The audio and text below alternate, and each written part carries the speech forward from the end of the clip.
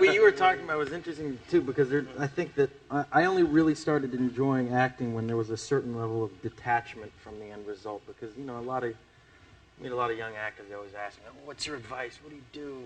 How do you get your foot in the door?"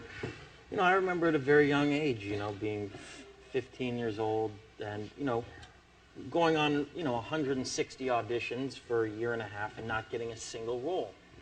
And I started to realize that I'd become a product or a part of this system wherein everyone is so aiming to please. You know, everyone's so aiming to please the director, the casting director, and you have to come in with a certain amount of charm and enthusiasm, and basically turning into one of these, little Hollywood puppet kids that come in, "Hi, I'm Leo, and I'm going to be reading this today." And oh yeah, I had a great day at school. I love school. I love biology. So I started to realize that this stuff had been like rubbing off on me. And one day I just was talking to my mom. I was like, "God, I think I haven't gotten a job in a year and a half. I'm am I washed up at 14 years old? What the hell is going on? I don't know. Should I quit?" And she's like, "Well, do you still love doing it?" I said, I love it. Every time I get a job, I'm ecstatic. I love being on set. I love acting. You know that."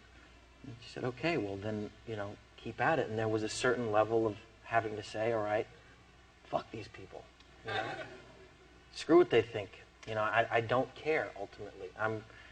And once there was a certain level of detachment there, then I really started to look at the characters and really started to say, okay, what is really going on with this character? What is this character going through? What can I give, And when you don't aim to please them, some of the greatest performances of all time, you look at it and there is that level of detachment from the acting process. There's a tremendous amount of, thought that goes into the character and a tremendous amount of research and intellect in that actor, but there is that rebellious attitude of saying, you know what, I know we're making a movie here, but I'm taking this character into my own hands, and I'm gonna play jazz here.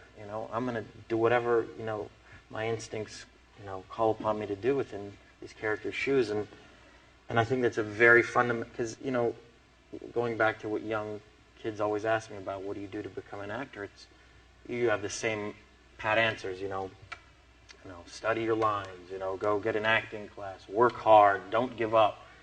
But I keep wanting to tell them, it's like, ultimately you have to not care what these people think about you and take the responsibility of the character into your own hands and really try something different.